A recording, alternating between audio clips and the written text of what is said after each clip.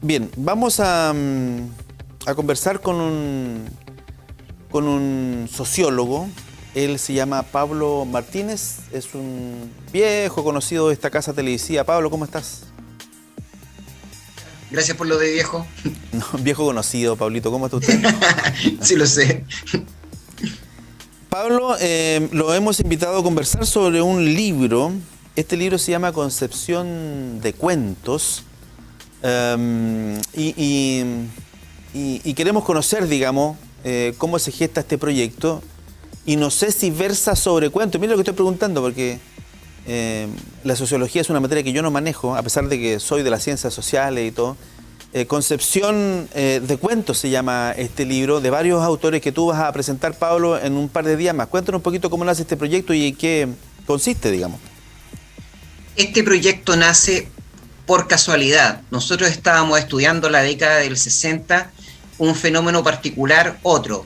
Y en la prensa, en la hemeroteca de la Universidad de Concepción, en la prensa del diario El Sur, que es la que nosotros revisamos para la otra investigación, empezaron a aparecer los días domingo una serie de cuentos que venían con una hermosa ilustración, como que sintetizaba lo que luego se contaba, del famoso Jimmy Scott y también del muy destacado y penquista ahora Don Domingo Baño, en una etapa muy juvenil, ¿no es cierto?, porque era en la década de los 60. Empezamos a fijarnos que ese cuento, que estaba transcrito con esta ilustración bella que lo animaba, decía: mención honrosa, primer concurso nacional de cuentos, primer lugar, tercer concurso nacional de cuentos. Y así nos fuimos dando a medida que avanzamos en el estudio del diario, que estábamos en presencia de un fenómeno cultural que ocurrió en nuestra ciudad, organizado por el diario El Sur, y que contó con el auspicio de la Universidad de Concepción para toda materia de jurado, de selección de cuentos, de 8 concursos nacionales de cuentos, que fueron desde el año 1959 hasta el año 1969, una década, que animó la vida literaria, cultural de nuestra ciudad, de nuestro país, organizado por el diario El Sur, con el aporte de la Universidad de Concepción, en la que se llamó, ¿no es cierto?, la década dorada, ¿no es cierto?, de la cultura penquista, cuando Concepción era señalado a nivel general como la pequeña Atenas latinoamericana. Estos 8 concursos, por la profundidad, por la extensión que tienen, ¿no es cierto?, por los que concursaron. Piensa tú que ahora el famoso Antonio Skármeta era en ese tiempo un Nobel escritor que gana el último concurso, el 8º concurso nacional de cuentos, que el general Carlos Prat, ¿no es cierto?, envió un cuento al concurso que fue también publicado por el diario El Sur, aunque no recibió mención honrosa o lugar. Nosotros hemos compilado todos los cuentos que participaron del concurso y que obtuvieron alguna mención honrosa, un primer lugar, o el diario decidió publicarlo por la belleza del mismo, y los hemos convertido en 4 libros, que es nuestra investigación. Este es el tercero de los 4, que va a completar en el 4º con generar en este caso, una antología del cuento chileno de la década del 70, que está hecha desde Concepción, desde el diario El Sur, animada por la cultura penquista, animada por el terremoto, porque algunos autores señalan en ese tiempo que luego de esa experiencia. Estamos hablando del terremoto del 62, ¿no es cierto? El terremoto del 60, del 1960, claro. Sí. Que después de esa experiencia tremenda, las personas encontraron en los cuentos una forma de expiar ese encuentro dramático con la naturaleza, y por lo tanto vamos a hacer una antología del cuento chileno con la investigación, sí, de esta cohorte de escritores de cuentos que generó sus trabajos con nosotros rescatamos más de 140 cuentos, sí, que es la base que tenemos, sí, por la década. Varias cosas. Bueno, ahí está explicado el tema de por qué la bajada, dice la cohorte, que es obvio de acuerdo al relato que has hecho tú. Yo no tenía conocimiento de este movimiento literario. Claro, si hablamos de 10 años, estamos hablando prácticamente de un movimiento literario. Ahora, los cuentos que han podido recopilar definen Concepción, un Concepción muy distinto al Concepción de estos años, Pablo. Hay cuentos que son de todo tipo. Hay de Concepción. Hay algunos que son y que hacen referencia explícita a la ciudad de Concepción. Hay unos cuentos maravillosos de ciencia ficción y otros de fantasía que son de Concepción, pero destacado en el cuento. Por ejemplo, déjame dar este dato. El abuelo de este nuevo héroe deportivo que tenemos, que es Ben Britton Díaz, que era un prestigioso funcionario del gerente de esa empresa, escribió 2 cuentos de ciencia ficción. Uno de ellos, los 2 ocurren en Concepción. Uno es, y se llama La toga púrpura, y el otro se llama Archibaldo, que son cuentos de encuentros con extraterrestres, y en el otro caso de la invención de una realidad virtual para que las personas por fin pudieran ser felices. Directamente de Concepción del futuro, cuando Concepción tenía 30 millones de habitantes, los autos volaban por la ciudad y todos se dirigían al foro de la universidad, muy conocido, ¿sí? Del foro de la universidad, donde se proyectaban estas películas tridimensionales, holográficas, en las cuales la gente podía entrar y vivir feliz, porque olvidaban sus problemas existenciales, una especie así como de matriz, ¿no es cierto?, como la película La Matrix, en la cual las personas podían vivir una vida fantasiosa, virtual, pero sin problemas existenciales. Pablo, está maravilloso, disculpa que te interrumpa el relato, está maravilloso. ¿Cómo llegaron, perdón, ahora que está tan famoso el chico cómo llegaron a determinar que era el abuelo de Brereton? Eso es lo que nosotros estamos apostando. Es un familiar directo, sí, pero puede que sea de apellido Brereton, supongo yo. Él es don Reginaldo Díaz Bachelor. Ah, por Díaz, porque es Brereton Díaz, claro. Puede ser tío, abuelo, incluso bisabuelo.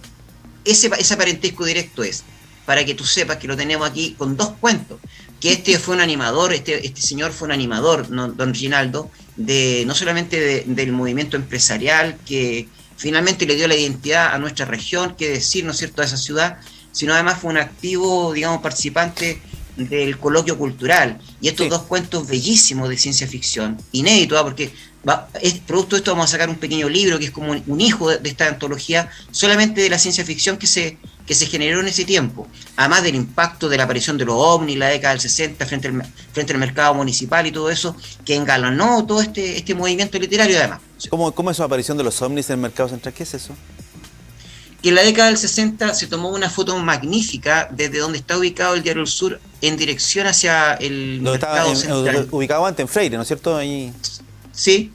No, donde está acá en Capulicán con Barros. ¿Ya? Arriba. ¿Ya? Sí.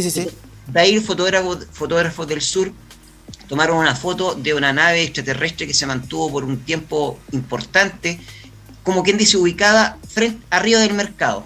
Lo que causó tal conmoción que la Universidad de Concepción dedicó de 2 insignes académicos, de un profesor de física de la universidad y de un profesor de literatura de la Universidad de Concepción, sendos seminarios para calmar un poco los ánimos y para entender qué es lo que había ocurrido en la ciudad con la aparición de esa nave inmensa que se fue fotografiada y que nosotros, por supuesto, tenemos la foto. Bueno, nosotros la sacamos del Diario del Sur, ¿no es cierto? Nosotros la sacamos del Diario del Sur y que animó cuentos de ciencia ficción en ese tiempo que participaron del concurso, debido a que era una coincidencia casi ¿no es cierto?, increíble, que una década cultural de tanto relieve y relevancia en nuestra ciudad se contagiara hasta los extraterrestres nos venían a ver, una cosa así, ¿no es cierto? Y en sendas conferencias, te lo digo en serio, del profesor Alfredo Lefebvre, uno de los grandes escritores de ciencia ficción, que escribió uno de los principales libros que hoy día se consigna en letras castellanas, lo destacara en su conferencia, o al profesor Antonio Camurri, padre del actual profesor Antonio Camurri, en una charla excepcional acerca de la presencia extraterrestre, de las naves, explicado desde las ciencias físicas, de la posibilidad o no, que animaron toda esta escena cultural con las grandes casas, universidades que se recuerda de verano. El año 58 fue el primer encuentro nacional de escritores chilenos en la ciudad.